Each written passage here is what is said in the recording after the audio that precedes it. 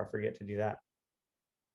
Up on our website, and it should be up there in 2 to 3 days. In particular, this time you're really going to be interested in that because um, you're going to have some homework, and this will be working with a team. So you might have some people that you might want to watch this before y'all get together.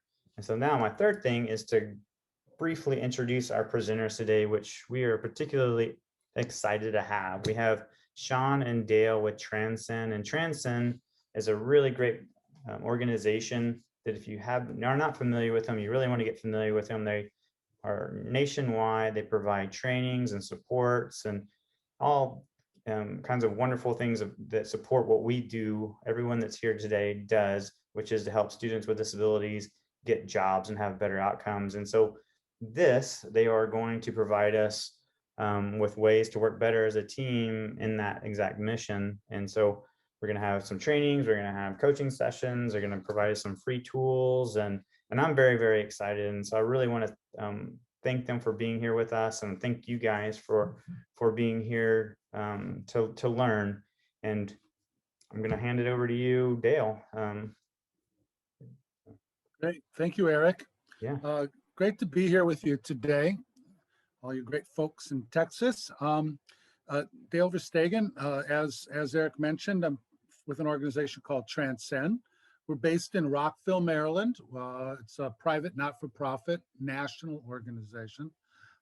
We have been around a little over 30 years now, and TransCen really is the acronym for Transition Center, and that's how we got our start, was providing transition services to students in Montgomery County, Maryland. And after we did that, we just pretty much expanded out from there. We still have a division that's what they do, is provide direct services to both students and adults with disabilities. Our mission, as you can see up there on the screen, is all about employment for both student and adult aged folks with disabilities. We also have a second division, which is research and development. And we've had the opportunity to be involved in several of the large national research demonstration projects. First YTD, and then the Promise projects. And so whenever possible, we love to be involved in some of the research that's being done in this area. And then our third division is training and technical assistance, and that's what brings you here today. And looking forward to this webinar series with you. I've been doing this work for a very long time, and my primary focus, at least in terms of the research and the writing and training that I focus on, is in the area of employer engagement, which we think is critical to successful transition programs. And I'm going to now turn it over to my colleague, Sean Roy, whose expertise is in the area of family engagement, which we also think is another key aspect to successful transition programs. And so that's kind of the bias that we bring to this training, is the importance of those two types of engagement, families and employers. And you'll see that when you hear our information today. So looking forward to this. Looking forward to having some of you hopefully come back and join us on April 6th at this same time, 2 p.m. Central, because we're going to provide you and give you some information and training and some guidance on some tools that we strongly encourage you to consider using. And if you should choose to do so or want to hear more about the use of those tools, come back and join us for that session on April 6th. So with that, I'll turn it over to Sean. Thank you, Dale. On the screen, we're getting off to a great start here. I just realized that there's a typo in the contact us email. So it's not TransCen. That's a different organization altogether. It's inquiries@transcen.org. I forgot an R over here. So again, sorry about that, but I want to go back here and start with this initial slide, which is, welcome everybody. My name is Sean Roy, Dale's colleague at TransCen. And as he mentioned, among other things, I've got an expertise around transition family engagement. I've been working in the field of disability advocacy and technical assistance for 20 years, and really happy to be able to be here today. Very nice crew that you have today. This is webinar 1 in a 3-part webinar series. We really want to walk you through this idea of helping you better facilitate meaningful work experiences for students with disabilities. That's what the purpose of this particular webinar series is. And we are a 3-part series, going to kind of walk you through a process that Dale and I have used, either both webinars or on site with interagency school teams. And we use that term purposefully. Interagency school teams. I'm looking in the chat box. I'm seeing all the people that are here. We got a great mix of voc rehab people and school district people.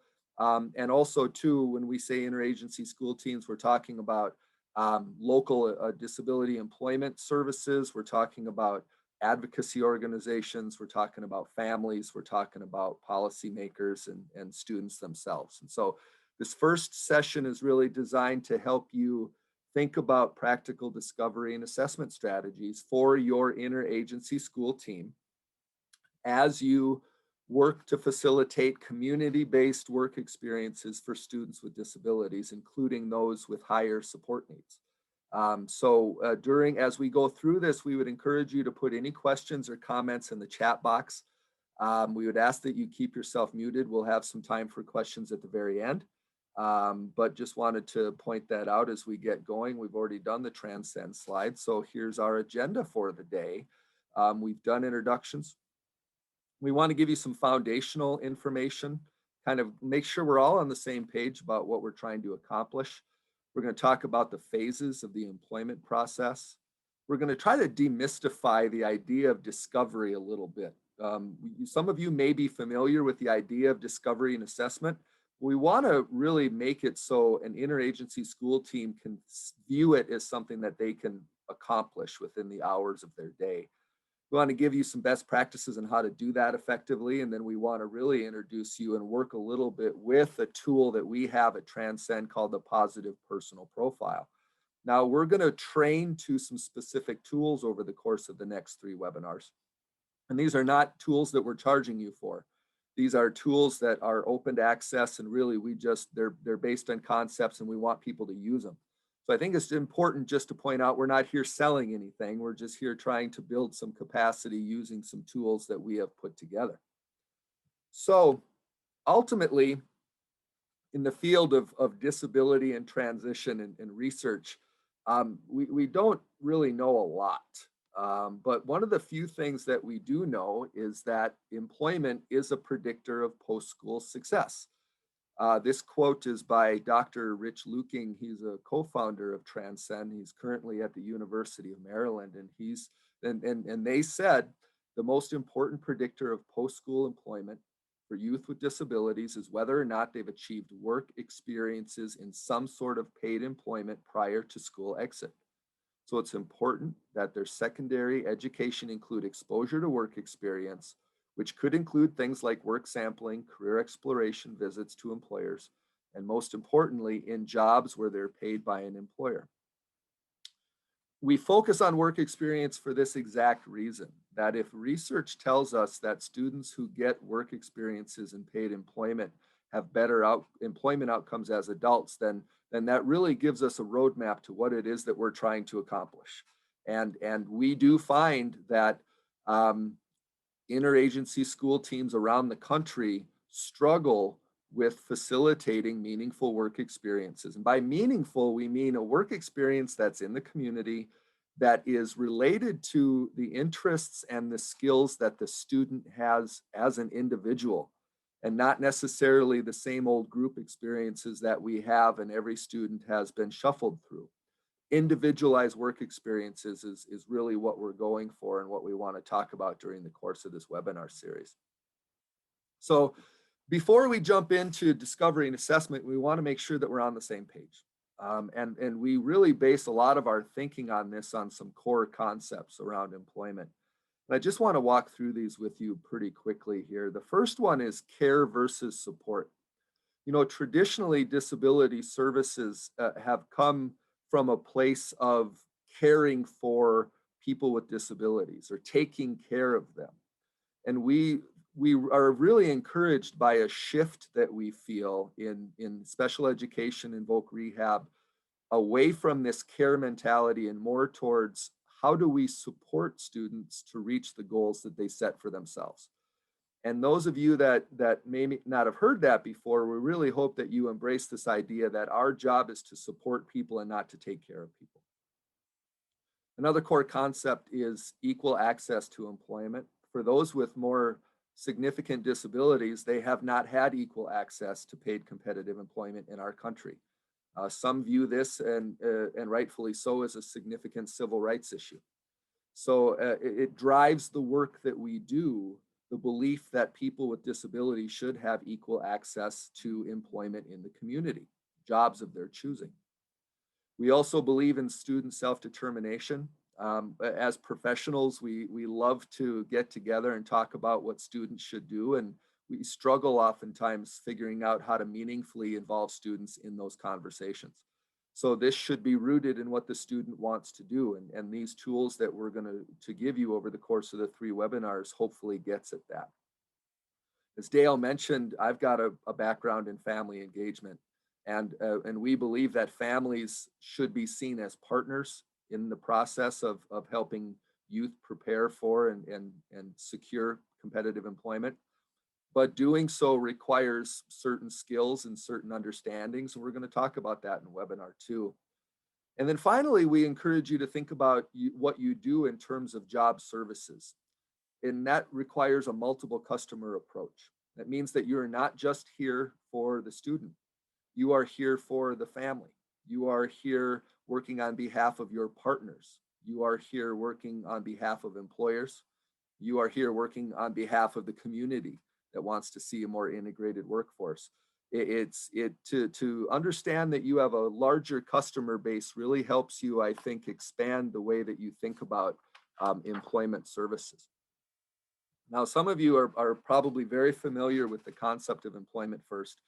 And we just like to point out that everything that we do is rooted in the idea of employment first. Now, those of you that don't know what employment first is, it's not a program, it's a philosophy that says that employment in the general workforce is the first and preferred outcome in the provision of publicly funded services for all working age citizens with disabilities, regardless of their level of disability. That is the APSE, or the Association for People Supporting Employment First statement on employment first. And what that looks like functionally is that the jobs that we are seeking are individual jobs. They are based on a student's interests and skills and strengths, and not necessarily in a group or an enclave that are predetermined. That the jobs are integrated alongside those without disabilities, and the people with disabilities are given the opportunity to interact with their coworkers without disabilities in very natural and regular ways, right? So what that is sometimes you see, okay, we have people with disabilities working here, and then you go to the lunchroom and they're at their own table. That's not quite integration. Employment in the general workforce, that you are on the payroll of the business, that you are an actually employee of their business, or you're self-employed, that you run your own business. And of course, the experiences in the jobs should be either at minimum wage or the industry standard prevailing wage. That really is employment first in what drives us. All of those previous slides are really just foundational information for you. We want to make sure that you know where we're coming from and what we're advocating for, and then we can move forward with the same vision and the same purpose. So now we're going to get to understanding kind of the nitty-gritty of the employment process, and for that, I'm throwing it back over to Dale. Thank you, Sean. Go back to employment first for just a second. I think there's a lot of big changes taking place, both in transition-related services and in disability-related services. And I think at the heart of the matter is this concept around employment first. There's a state that we've had a chance to work with and do some evaluations in, and we would go into the high schools and we would kind of talk to the students and the teachers about kind of what's going to happen after they transition out. And and this is a state where the VR system doesn't coordinate or collaborate at all with the DD system.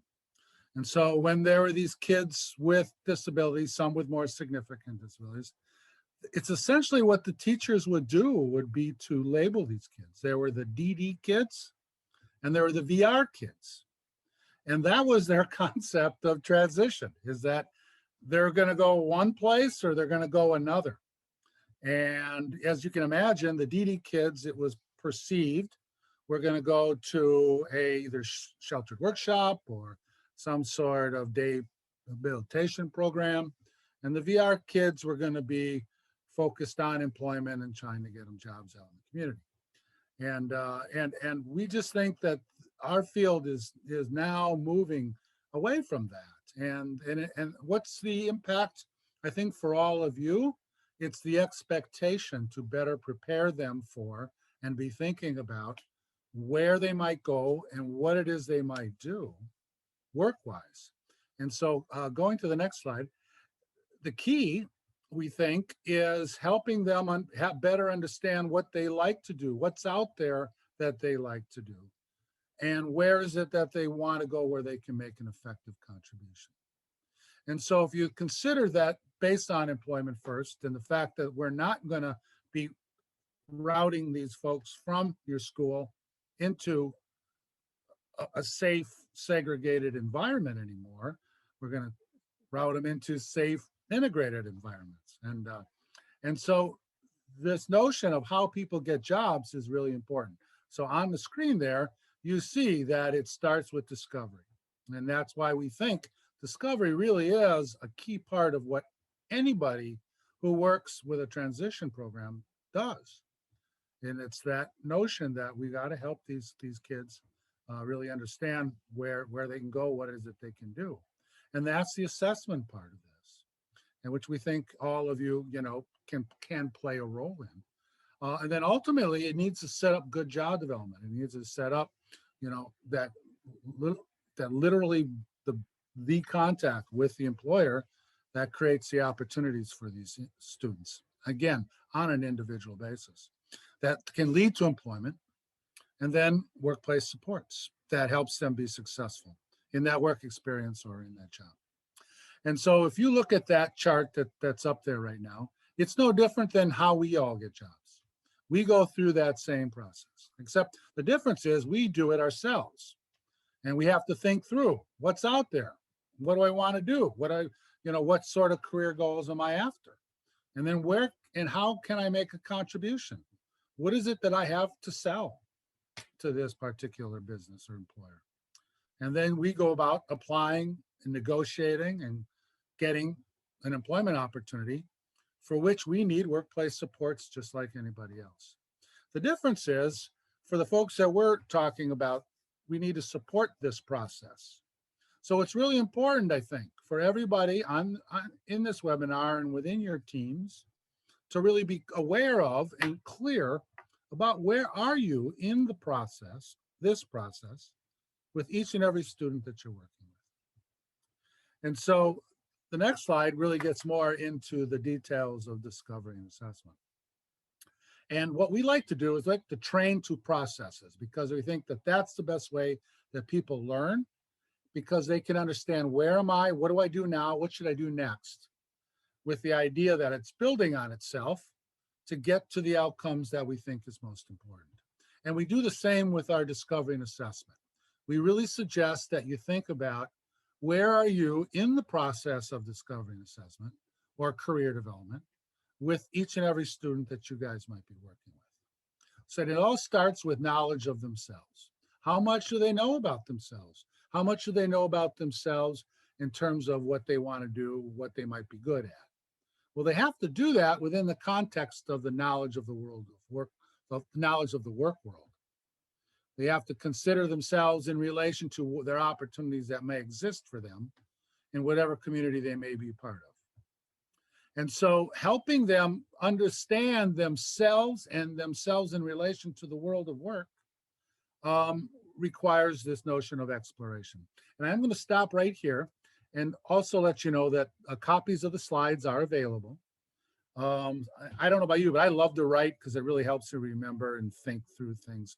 But I just, in case you're only writing because you're not sure about being able to access this information, it is available to have copies of these slides. So we do exploration, and that helps them understand more about what's out there and what's out there in relation to what it is they might want to do.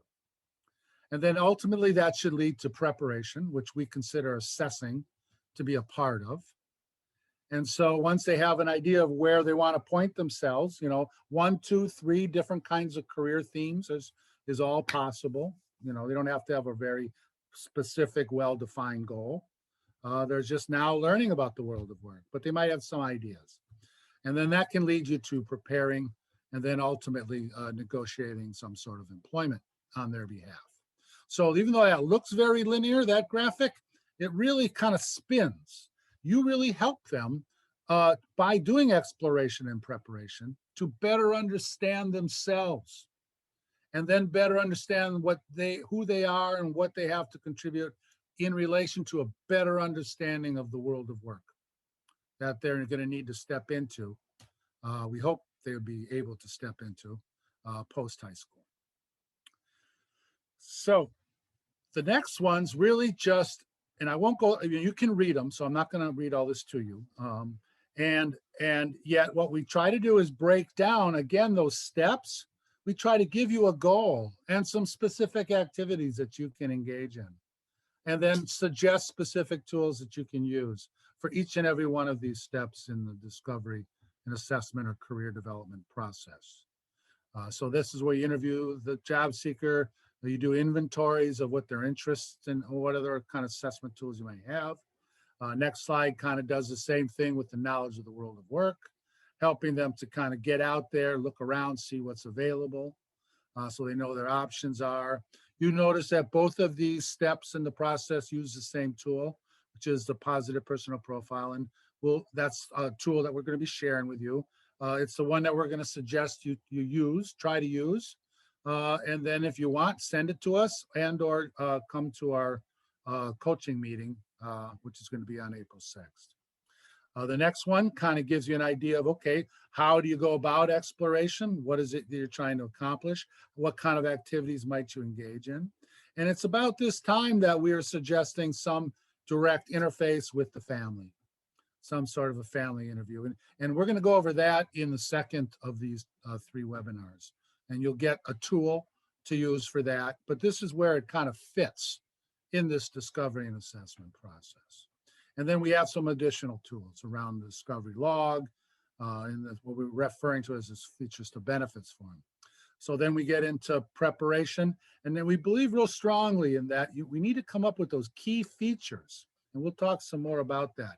But it's getting as much information we can about the student, but then pulling out of that information the stuff that's going to be of most interest and relevancy to an employer. That's what a feature is. And then, of course, employment, achieving that paid job or work experience. And these are some steps that we're going to suggest in the 3rd webinar in terms of how best to approach these employers, how best to create the possibility of a work experience or a job within specific employer sites. And then there's some tools that we have available to help guide you in that activity as well, all to be covered in the third webinar. So this is the discovery process. And again, I won't read it to you, but we feel very strongly and that it isn't a matter of whether somebody can work, but where. And it's just, that's why we got to get out there. That's why we got to look around to find where a good match might exist for the students that we're working with. And it, again, ultimately is based on their interests. And we think that this type of discovery is a different approach. We think that, and Sean already referenced it, it's individualized. It's a process where you're gathering this information, but it's not evaluative. It's not meant to be Are you able to work? And unfortunately, again, I won't name states, but there are VR agencies out there that will have transition age kids go into work experiences solely with the goal of determining as to whether they should be eligible for VR services, or putting it another way, whether they're able to work. And they use a work experience to make that determination, which we just think is just flat out wrong. We don't think it should be evaluative. It's explorative. It's just meant to kind of better understand what's out there and where people whereby people fit in. And because they might not fit in, or the work experience might not go well, or the assessment might not go well, we think that that's just means we didn't find the right place, and that we have to keep working at it.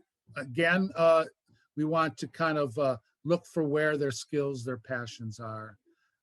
And we don't think that it can be done at the school. And so therein lies a huge challenge, we know, for all of you. You know, if the jobs are outside the school, how do you expose them to those opportunities, and who does it, and how do you handle transportation? And we know that some of those things are barriers for you all, but important, so important and critical. It's as much exposure and access to the world of work and employers is really the key to a really strong, vibrant transition program. So this is where we try to make the case as to how and why this exposure outside of the classroom, outside of the school, is so important. And I'm sure all of you have some students who you would consider not to be very motivated, might not even have a very positive attitude about the possibility of work. And what we want to pose to all of you is that it's a complicated, difficult situation for both an individual, a student with a disability, but also the family. They've, in a lot of cases, have been in special ed programs most of their school career. Their disability is foremost, possibly, in how they think about themselves, and how they think about themselves in relation to the world of work. And so we have to really appreciate that people might not be motivated for valid reasons, or for reasons that requires us to really help them build the confidence that they might need to really seriously consider employment. And we think it all starts with exposure, because if they can see different types of work environments, they can see themselves in different kinds of work environments based on that exposure. And what we do know for sure is it generates interest. And to verbally discuss these concepts in school helps, but doesn't necessarily work for everybody. And nor would necessarily a Zoom type of experience, a virtual type of experience. It can also help a lot, but we think getting out to where these work sites actually exist is the most important, because that exposure can lead to interest, and then that interest can lead to motivation, and then the motivation can lead to action and a commitment to either following through with a work experience, or considering employment where maybe they wouldn't have otherwise. So with that, I believe I turn it over to my colleague Sean for the next slide. Perfect, thank you. So as you're going through, let me advance the slide here, there we go. As you're going through the discovery and assessment process, there's a few things to keep in mind that we find particularly helpful. First of all, knowing that a deficit in one environment certainly can be an asset in another environment. We do training, Dale and I, with employment service staff a lot. And we go through an exercise where we ask people to take negative descriptors and maybe turn them into a positive descriptor. Somebody that might be hyperactive might actually be energetic. You know, there was our colleague Sarah tells a story about a job seeker that they were trying to place that didn't really particularly enjoy bathing and had kind of a foul mouth. And they looked for jobs and they wondered what kind of jobs would that actually be an asset. And they ended up getting that person a job with the water and sewer company. It was in San Francisco. Really, a deficit in one environment was an asset in another environment. Also, too, you know that there's more than one way to get a job done. And that's where going into the business and really looking at what they need done and examining it based on the job tasks necessary is important.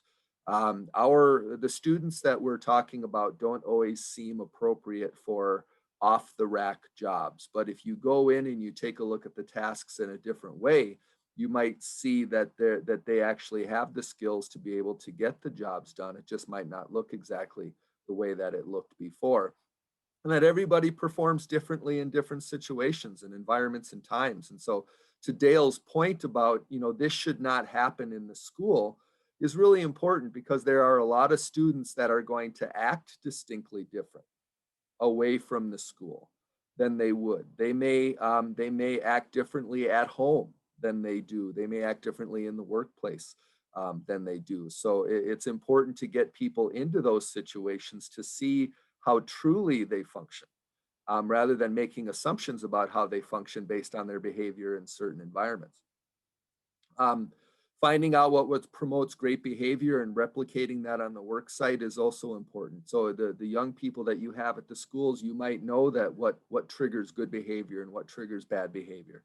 And you carry that over into the discovery and assessment, and making sure that a good job match is based on some of those triggers as well. And then learning styles is also very important too.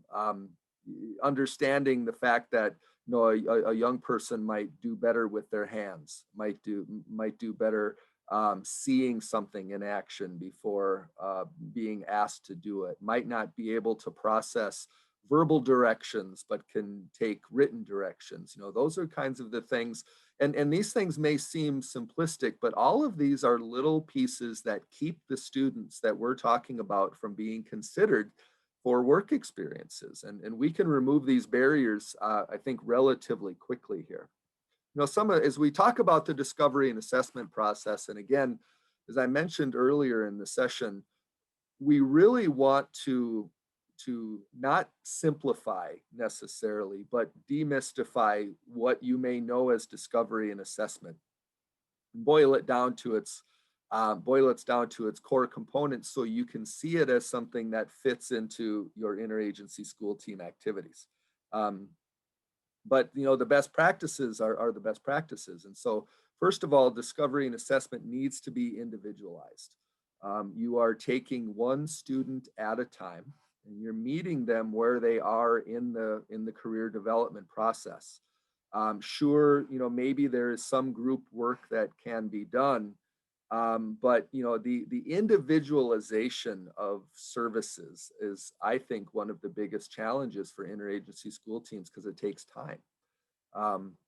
Customized too. We are talking about matching young people to work experiences that they are interested in, but as we mentioned, it's not always going to be so easy, because they don't necessarily fit the existing job descriptions. So how do we let them, or give them, opportunities to show what they can do in an environment that's customized for their needs? And then asset-based is really important. You know, we're going to introduce the positive personal profile here in the next slide. But you know, there's no shortage of negative information about students available. Deficit-based information about students, there's really no shortage of that. Getting people to recalibrate the way that they think about students, and I'm talking families as well, getting them to view their family member as a potential employee, somebody with skills and talents, and not just somebody who has a disability, and therefore that's the only way that we talk about them. Is really important. If we can get the conversation shifted away from the disability and more towards the skills and the assets that the students possess, it's much easier then for us to make a match with a business that is seeking those particular skills. And ultimately, you know, untangling and making sure that everybody is clearly communicated with. I was a parent advocate for many years. I would take phone calls from families and they would be frustrated about what the school was doing or frustrated about what they thought vocational rehabilitation or an employment program should be doing. And 9 times out of 10, the issue was one of communication. That the expectations were not laid out. The sides did not know what each other was doing, and that those are things that can be modified pretty quickly. And we are, by referring to it as an interagency school team, you are letting all of the interested parties in on what it is that you're doing, including the family. So keeping that communication open is absolutely essential. So we've been mentioning the positive personal profile now throughout the series, and we're going to show you a copy of it in our activity here coming up. But the positive personal profile is a one-page assessment tool that we have developed at TransCen. Now it's not necessarily proprietary. There are similar profile tools that I have seen developed through other projects, and you may use a similar type of a profiling tool. This is what we call ours, is the positive personal profile, and we view it as a way to take an inventory of all the attributes of the job seeker that's relevant to what it is that we're trying to accomplish, that's relevant to the job search, that's relevant to what assessments might need to be done, that's relevant to identifying their skills and their talents. And it is basically our discovery tool, discovering those hidden talents. We believe strongly that to be able to do this most effectively, you need to have multiple people contributing to the positive personal profile. The positive personal profile is not an assessment tool that you would hand to the family and go, here, fill this out, or hand to the student and go, here, fill this out, and then consider yourself done with it. You would have a tool and you would want the student to contribute and the family and as many people on the interagency team that knows that student well to contribute, and anybody on the outside, a coach or somebody from the clergy or a mentor. And also too, you want it to include your skilled observations of this student in as many environments as possible. And that's where we go back to that best practices to say people act differently in different environments. And so you don't truly know how a student's going to function in a busy factory type environment unless you actually bring them there, give them a meaningful work experience, something to do, and are able to observe their ability to function in that environment. The positive personal profile is universally positive. It changes the narrative around the student away from the person with a disability with deficits and more towards what are hopes and dreams and values and interests. What is their support system and learning styles? All of those things that we were talking about. I would say that there is one box in the positive personal profile that does talk about idiosyncrasies and dislikes. And that could be seen as not completely positive, but really what we're trying to get at are things like, this person has an aversion to loud noises. This person is easily distracted by cars, whatever the case, something very unique about the student that we need to know to be able to gather as much information as we can to make that good job match. So we could talk about the positive personal profile, but I think we want to show you the positive personal profile in action. So to be able to do that, I'm going to throw it back over to Dale, and we are going to meet Kelsey. So let me unshare my screen here for a second, and Dale, you can begin, and I'll pop up the activity. Look at all those people on there in Zoom. I can't see everybody when I'm doing the presenting. I got all these people. Hi, everyone. You're on mute, by the way, Dale. Going to be hard to present that way.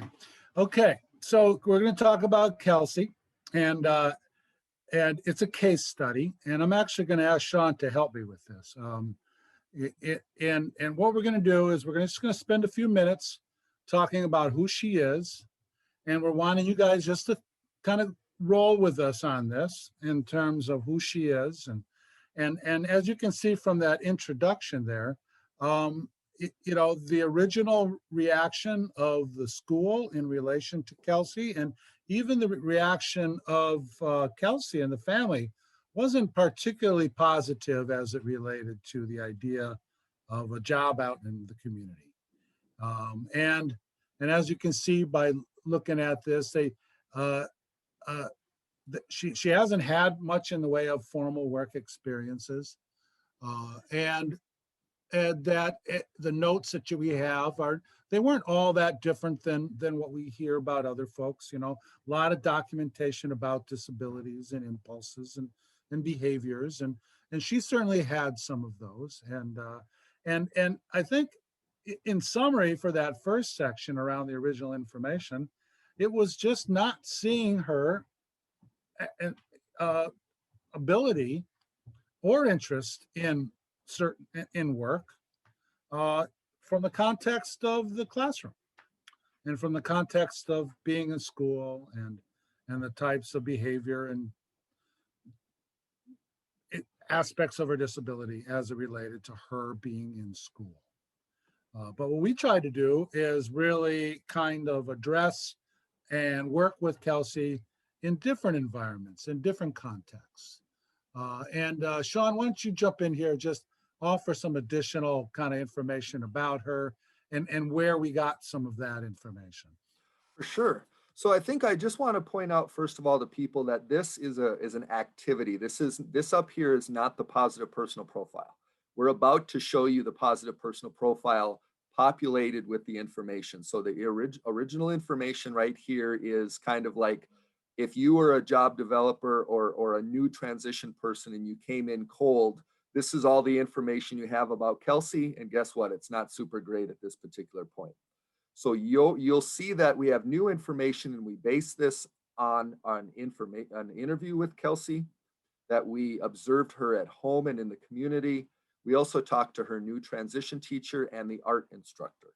And again, this is a case study. We put Kelsey in a rural community, but we also put her that's not too far away from at least a decently sized community. So as is to the, you know, based on the information in the new observation, you come to find that she lives in a very tidy home.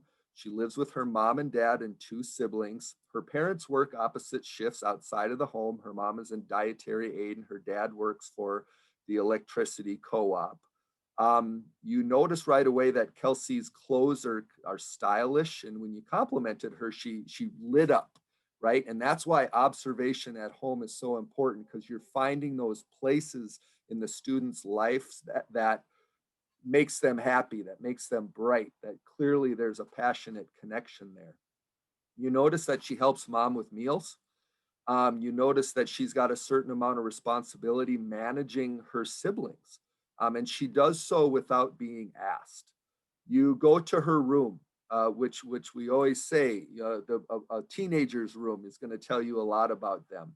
You notice that it's well organized. You notice that she has a closet that's organized and her clothes are categorized based on type and color. And when you ask her about that, she's very excited to show you what it is that she has done. She tells you that her favorite activities are going shopping and to seeing what the new fashion trends are. And to be able to do that, she saves up her allowance so she can buy classic pieces that fit together to make her outfits. And she feels like her talents are helping her mom and her siblings and organizing things and keeping her room clean. So then what you do is you want to observe her in another environment. So you take her out to breakfast.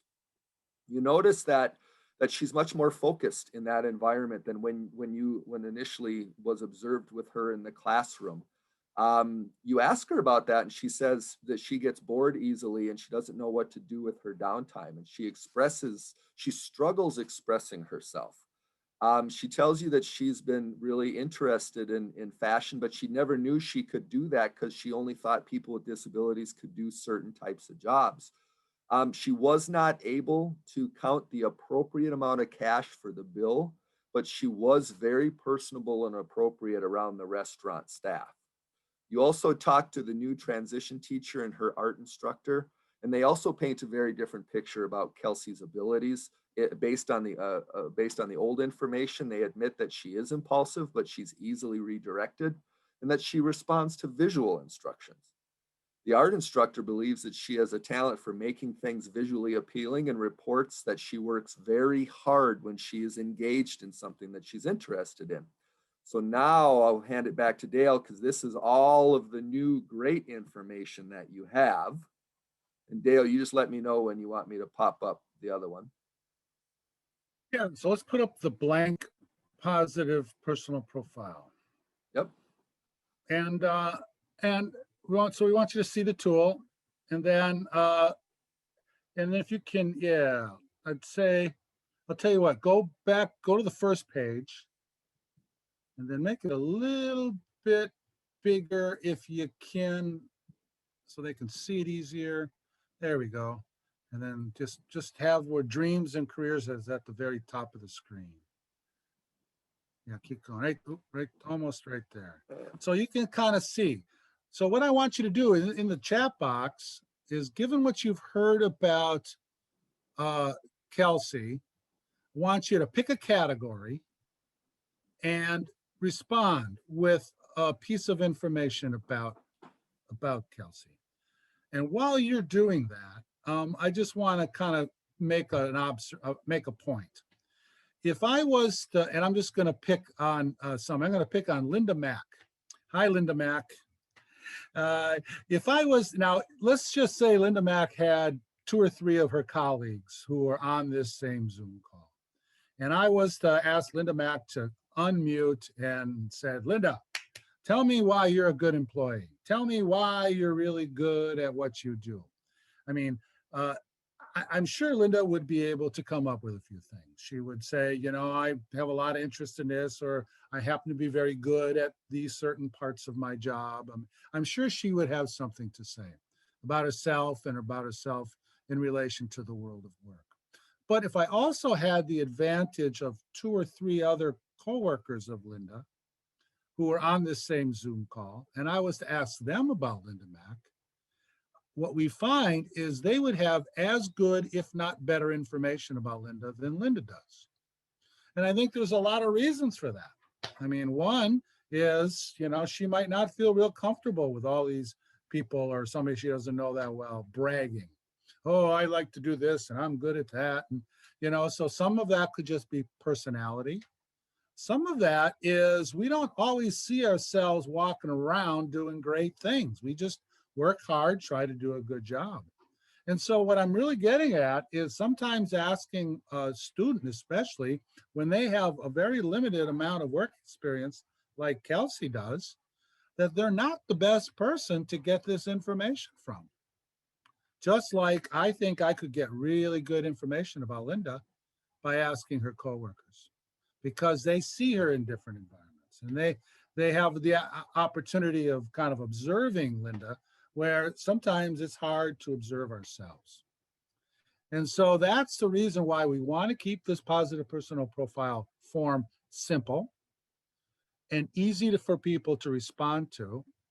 And you want to get, it's like facets of a person. You want to get those different facets of that person, because that's going to give you better information. So as it relates to Kelsey, let's see what we've got. I guess Eric and Vanessa, I'm going to ask you to help me with that. What are you seeing in the box? All right, let me look here. I saw a lot of talking about her interests. Yeah. Yes. Go ahead. Talking about her interests and being in arts and fashion and aesthetics. Some of her skills. So here's one skill. So following a recipe, which may translate into following a task analysis. And other skills and knowledge, creating visual interest in projects, managing young children. Another in fashion. Personality trait that she's very personable. Another skills and knowledge. She's very organized. She likes to be clean and organized, live in a clean and organized environment. Um, interest, fashion, skills, organization, interest, fashion, dreams, aspirations, or fashion industry. Talent's making things visually appealing, keeping things organized, Yes. a lot on organization. Yeah, we have a work experience of wiping tables. Yep.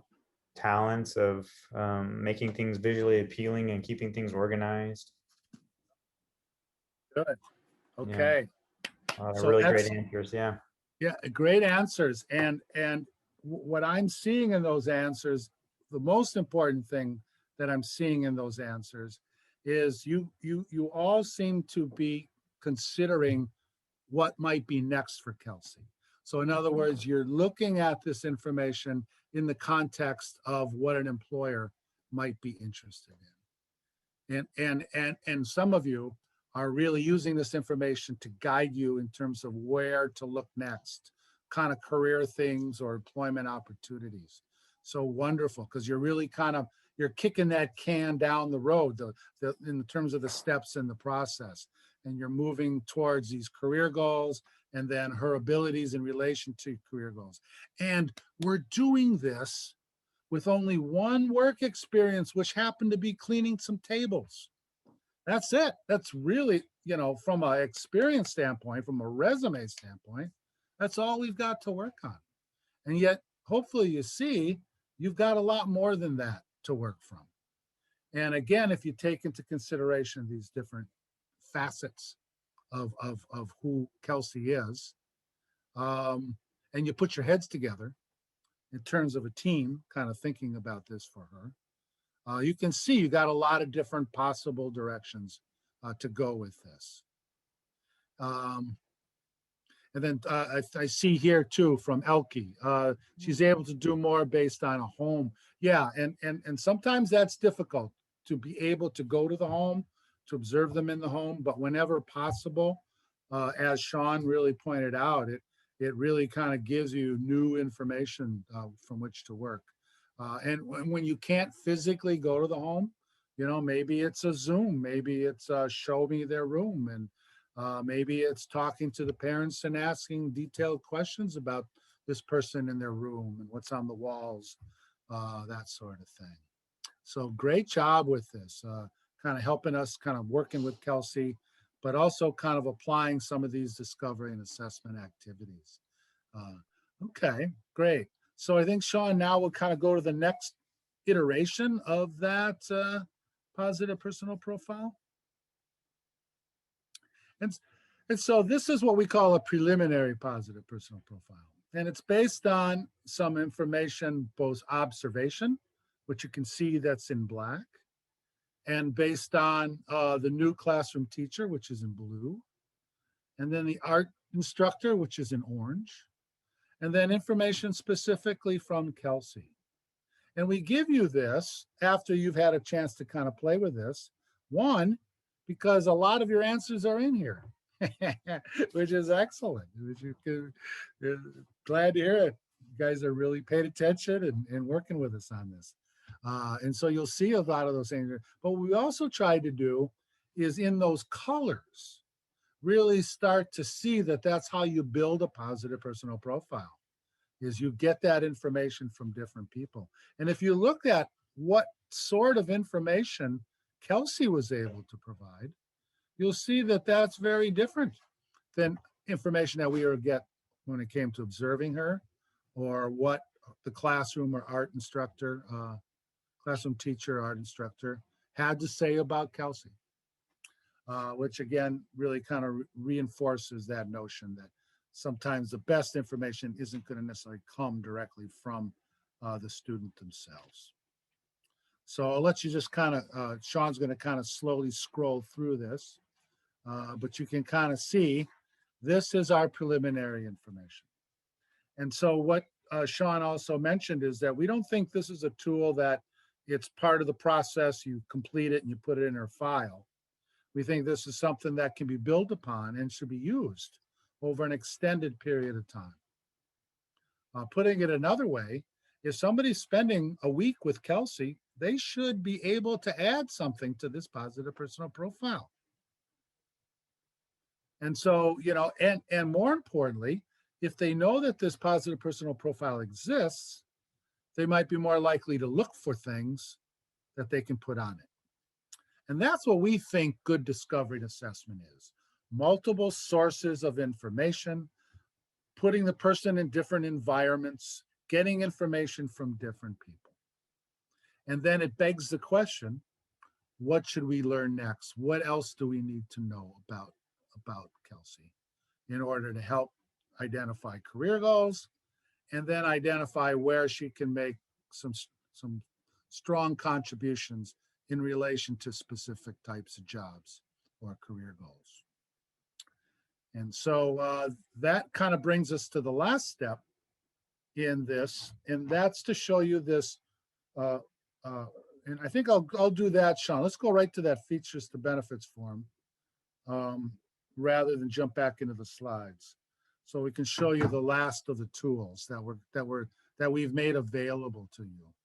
So this is a features to benefits form. So, again, we talked about this information being on one page or page and a half, let's say, and you have all those different colors and all that different information. We think that's too much information. So when we see these 12, 14, 15 page discovery documents, we think that sometimes those are difficult to work with. And so we try to break it down to using it and boiling it down, because we think that's really an important aspect. All the things that we know about Kelsey is most important. Well, we think the things that are most important about Kelsey are the things that are going to help us get her paid employment or paid work experience. And in order to do that, it has to be something that is of interest to somebody who would be willing to pay for a work experience or paid job. And that's the employer. And so we think, and when Sean talked about the multiple customers that you have, we think that you as professionals, sit right between Kelsey, the job seeker, and the employer. And it's the quality of your discovery and assessment information is what makes you a valuable contributor to that link between Kelsey and a potential employer. And what makes you valuable to the employer? Good information about Kelsey that generates interest in who Kelsey is and what it is that she can do. And those are what we consider to be features. And that's what we would ask you to do, is to fill out the left-hand column of the things that is most important and most relevant to an employer. And you guys were already starting to do that when you were filling out the positive personal profile. So that's where I want to go next. I want you guys to go back to the chat box and put down features that you think are most important. So just pick one. What did you put down before that you thought was most important and most relevant to an employer, that makes her of interest and of value to an employer? Put that in the chat box. And if you have two ideas, enter two different ideas in the chat box. And again, Eric and Vanessa, I ask you to kind of help me with this. All right. We have organization quite a few times. We have time management, passion, personable, making things visually appealing, knowledgeable / skill, passion for her interest of fashion, her job skills, talents, skills, passion, organization, again, passion again, her creativity.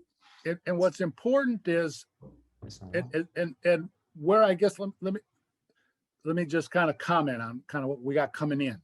Mm-hmm. When a person doesn't have much in the way of work experiences or a resume of any kind, the person still has things that can be of interest to an employer. And those tend to gravitate towards those positive personality traits. And I heard that from you, her passion, personable, works hard, and I am not discounting it. Those are very important and are definitely things that employers want to hear about somebody when it comes to making them marketable for them as an employee. But when you say things like skills, we need to define what those skills are. And for a young person without a lot of work experiences, they tend to be a little light in that area. And that tells you what the possible next steps might need to be. Put her into a task that's related to those industries in order to assess her actual abilities to complete specific tasks and have specific skills that might be. And so that's the rounded picture in terms of features of Kelsey that we need from the discovery and assessment process in order to complete this, to go to the next step, which is job development. And so this tool really helps you determine on the left-hand side what should come from your discovery and assessment.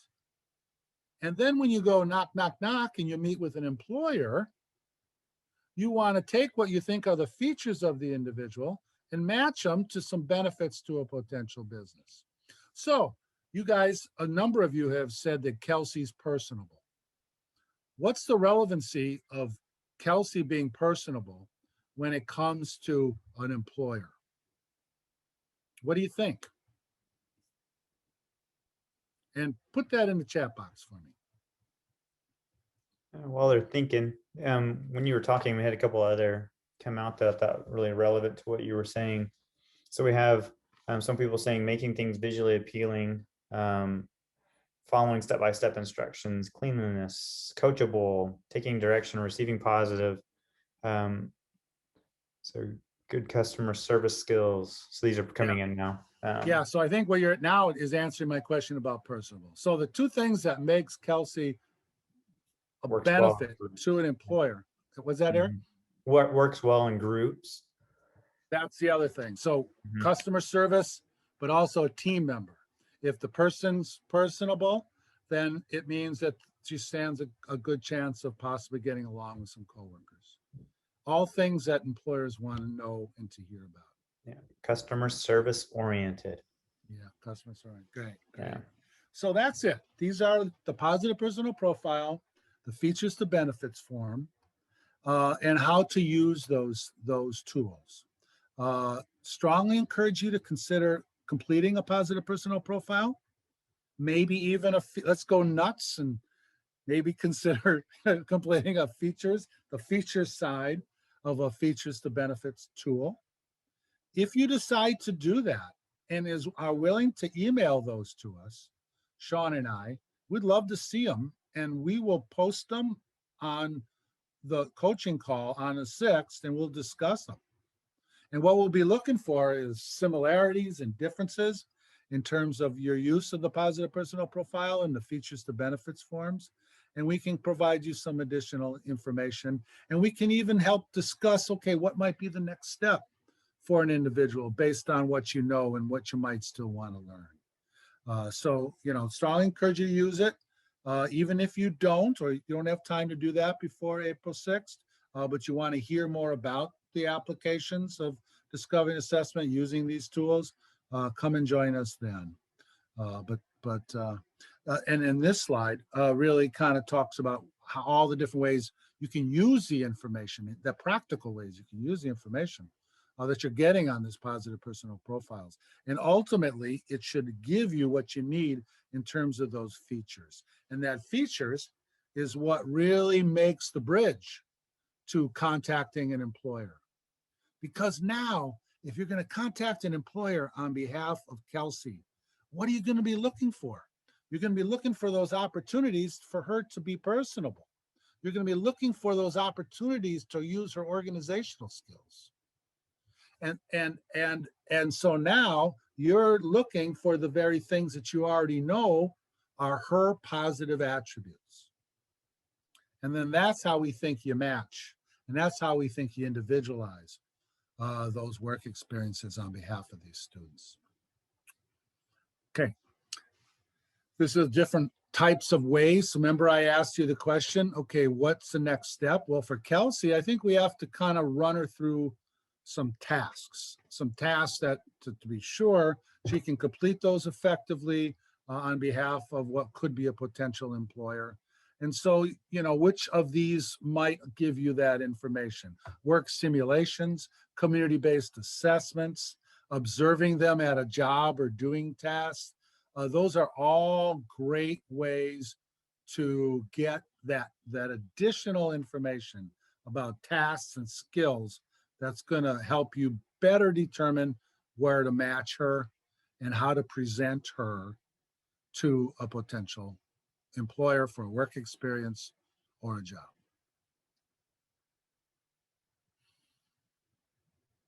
Okay. Last slide for me is just this notion of community-based or functional and situational assessments. We think that's the next step.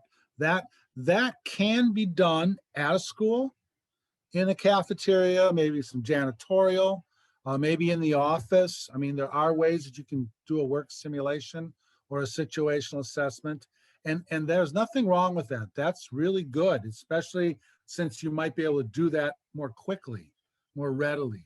But if you can have them do the same kinds of things they might do in your school office, but do it in an employer's office, you're able to assess some additional things. Does she ask questions when she's not sure what to do? What about that downtime? How is she handling that downtime? Because we know that when she doesn't know what to do next, she gets bored, she kind of shuts down. So you can assess some additional things that's going to give you a better picture of how she's going to do for a specific employer. And that's ultimately how we see your role, is to be advocating on behalf of Kelsey when it comes to talking to employers, but also advocating for employers when it comes to developing this discovery and assessment information. And a lot of you did a really nice job of keeping that employer in mind when you were putting information in the chat box related to the positive personal profile. So Sean, anything else along those lines that you want to add just in relation to Kelsey or the use of these tools? Well, just know that we're going to see Kelsey again. And we're going to see what Kelsey's mom has to say next time, and maybe even see what kind of employers we choose to talk to on behalf of Kelsey on the third one. So you guys did a great job with it, and Kelsey is a composite of a lot of different things that we tend to see. A lot of different students that we tend to see, and you guys did a really nice job kind of pulling out what it was that she could do. But just kind of think about, if you were to operate off of the original information that you had about Kelsey and did not make the effort to do any of those other pieces and get that additional information, Kelsey would not get the opportunities to have a community-based work experience, very likely. So that's why this is so important from kind of an advocacy point of view, is giving opportunity to all students, and that's why I think this is important too. You guys did a great job with it. So let's move then to, as we did say, this doesn't always happen nationally. The idea of community-based work experiences for students, especially those with high support needs, it is what I believe to be a struggle nationally. There's some places that do it really well. There's some places that can do it well for short amounts of time, but then for staff turnover, they have troubles, or policy change, they have troubles. There's some places that just not have embraced the idea of individualized community-based work experiences yet. So if you believe that that's the case, you believe that this is not always happening in places, that means that to make it happen, there's going to need to be some new ways of doing business. And when Dale and I have done this work on site with teams in multiple states, and we've begun to lately ask our teams almost right off the bat to discuss interagency roles and responsibilities, Because frankly, if we go to all this trouble and there aren't the appropriate policies and staffing and partnerships in place, then likely it's not going to get done to the extent that it needs to get done.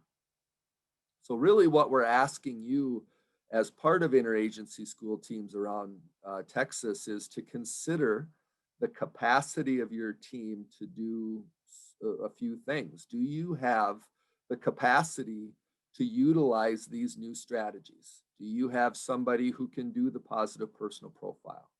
Do you have the ability to make these observations in the home and in the community?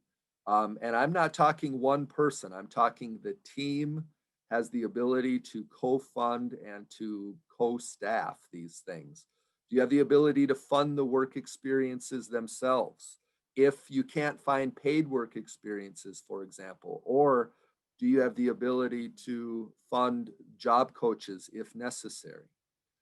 Do you have the ability to transport students, including during non-traditional school hours?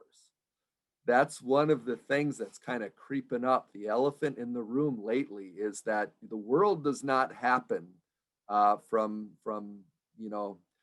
8:35 to 2:55 every single day. The world happens on a broader schedule, and would expand the ability to facilitate work experiences if we could operate on that broader schedule.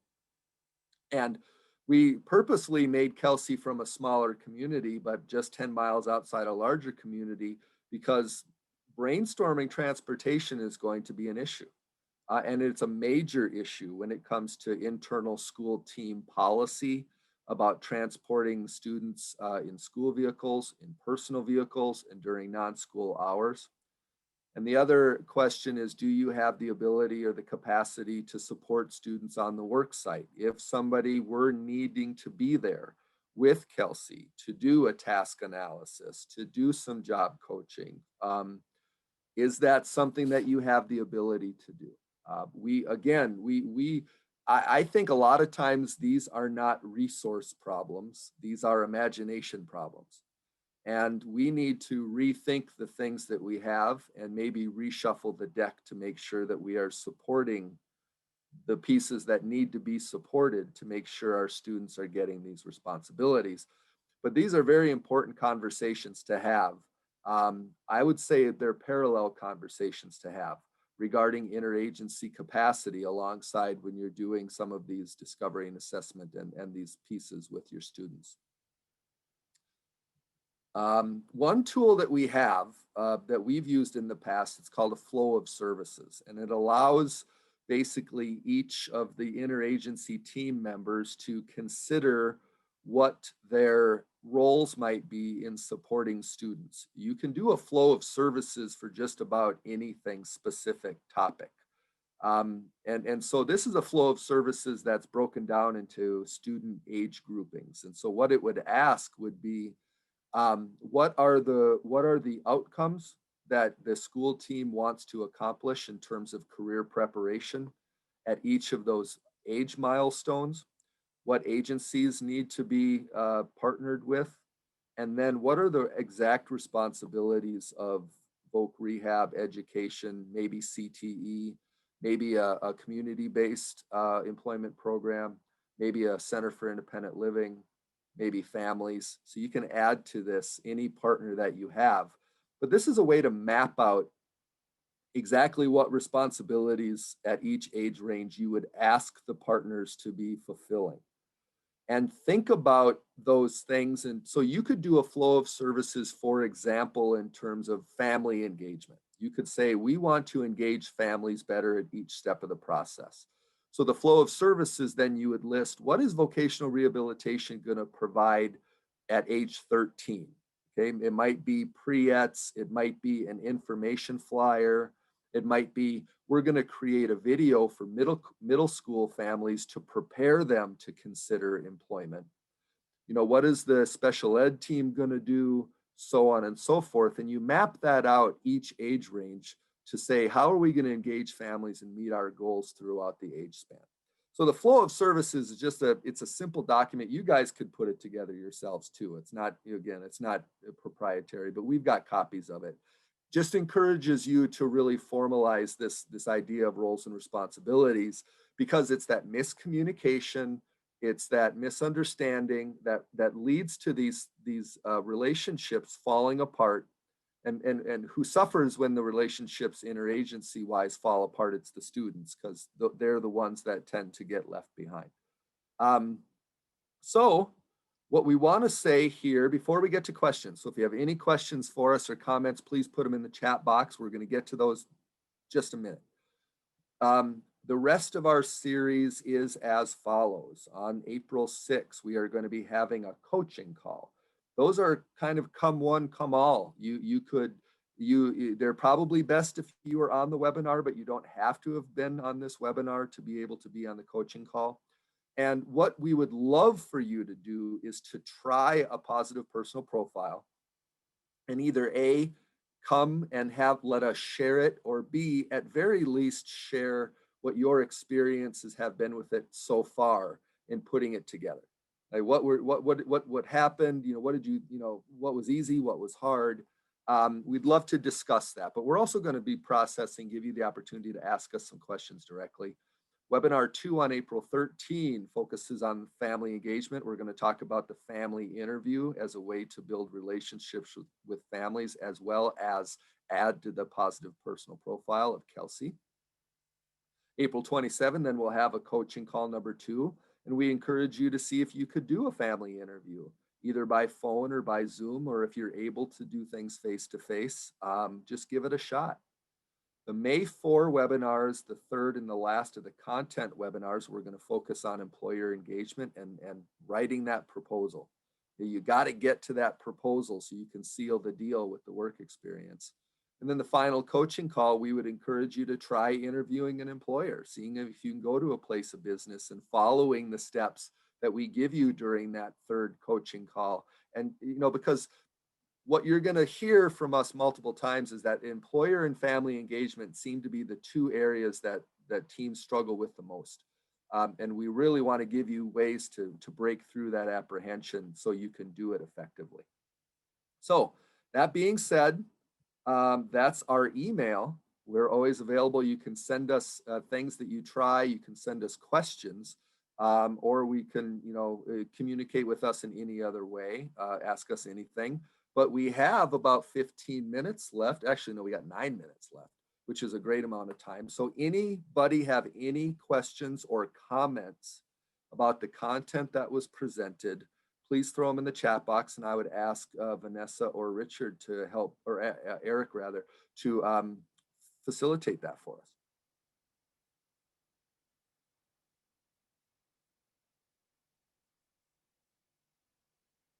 So far we are. Oh, good. I did see one from a person, Mrs. Sellers and Destiny talked about the fact that there is a resource for transportation called Easy Rider that offers 250 one-way rides for people with disabilities, curb to curb service, cheaper than Uber. Yeah, so that's a good piece of information. And I think also from Mrs. Sellers and Destiny, it also talked about some parents are reluctant to have the after hours for work experiences. They want them during the school time. We've experienced that as well. We've also seen, though, that if it's the right opportunity, if it really is a nice match, then sometimes that criteria as to when the hours are that the student's available may change. We've had that happen as well. See a couple more have come in. Yeah, so we have what resources or strategies to work with families concerning about the loss of SSI funding due to employment. That's absolutely huge. The misinformation around SSI is one of the big reasons why families are apprehensive, especially for students with higher support needs. So every region in Texas is covered by what's called a CWIC, or a benefits planning project. The weird thing about Texas is that you guys only have a few of them, and they cover multiple counties. I forget exactly what the agency is called in Texas that does it, but it's called a CWIC. CWIC stands for Certified Work Incentives Counselor, and they are the ones that can help talk about what the impact of employment will be on Social Security. But here's your main message. You almost always come out ahead financially working rather than relying on Social Security. The Social Security monthly benefit is not an amount that you can live on. And that's your message for families. Working will almost always result in more money. I wish I could remember the name of the organization that does it. Maybe somebody on the call knows, but that's, you gotta go out and find that information, and you got to give families that information. And that's a huge issue, and it's a great question. Yeah, we've had a few Also, people comment. Oh, go ahead, Vanessa. Yeah, somebody typed in Imagine Enterprises. Yep. Yeah. And so, yeah, we had them do a training for us back in July. Mhm. So they are very knowledgeable when it comes to disability benefits and employment. Yeah, and then someone mentioned the Houston Center for Independent Living. So all of you should have an Center for Independent Living. They're always a great resource. And then Texas Workforce has Smurfs, and that's what the Smurfs do. They have Smurfs. Yeah, we have Smurfs here. Yeah. So, and also one of the things we think is important about that issue is you get the family talking about it openly and honestly. And so we're going to revisit this at the next webinar when we talk about kind of taking them through the interview, because if this is a concern, we want that to come out, and we want to know the context in which they have that concern. And then we think there might be, you want to create the best environment, open environment for them to consider the notion that they really just need to manage their benefits. And if they manage their benefits with resources such as a CWIC can provide, then they are going to be better off financially. So here's a question from Melissa Cornelius Frey. It says, our staff do person-centered plans with our young adults and families. Has anyone used the PPP along with the person-centered plan? I guess that's to the Some of group. you, if anybody has, now it might Yeah. be new to you all, but we do recommend that you consider that. Mhm. Now the question is, we think it's a tool. So if it's a tool, it means it helps you do your job. If you see it as more paperwork, you're probably not going to want to use it, or just see it as another thing I have to fill out. But probably another way to think about it is, what does your person-centered plan look like? Does it have the categories of the what's on the positive personal profile? So you can also use a tool like the person-centered plan and add some of this information from the PPP onto that, or use them both. So I think both of those are viable options. And if anybody would love to use those two together, the PPP and the person-centered plan, we'd love to hear about it. But if not, you could consider it. Yeah, and earlier we had a question. I don't know if everyone caught it in the chat. We're just asking how to get into the coaching, and we're going to send out an email, and they'll have a link in there. And then I'll also include, it'll probably be Vanessa, sorry. Vanessa will include the links to the PowerPoint and all the handouts that you provided today. And then we have the satisfaction survey. Make sure that y'all fill that out. That helps us know what we're doing well and what to continue, and then also what we can do better. So please fill that out. That's really important for us, and we do read through all of that, and we'll share that with Sean and Dale if maybe there's some suggestions for them for the next session as well. Well, we thank everybody we thank Eric and Vanessa for having us. We thank you all for your great questions, for playing along with us, with Kelsey, and really, the coaching calls are going to be your opportunity to dig a little deeper, ask some more specific questions, and we'd love to have you try out a positive personal profile, even doing one on your kids. you know, or do one on your husband. That could be fun. Or your spouse, you know, but just practicing getting information in that way, and seeing that person in a different light, we think is really important. But I think that's it for And us. also, I've got one more thing. I see Tracy's question, Tracy Johnson. I think it's a wonderful question. And I would like to have the opportunity to respond to that, but we ran out of time, Tracy. So I would ask that if you don't mind, email me, email myself and Sean, and I'd love to kind of have a chance to respond to that, even though we ran out of time.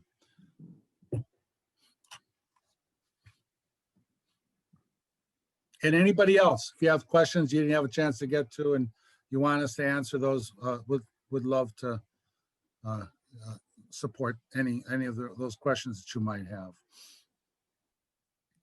Thank you, everyone. Hope Yeah. you found it informative. Yeah, thank you, everyone. We will be seeing y'all in a couple of weeks at the coaching, and then we'll have our next session a week after that, right? So I mean, every 2 to 3 weeks we'll be hanging out again together. Thank you so much, Sean and Dale and everyone for participating, and let us know how else we can help. All right, thank you guys. All right, take care, everyone.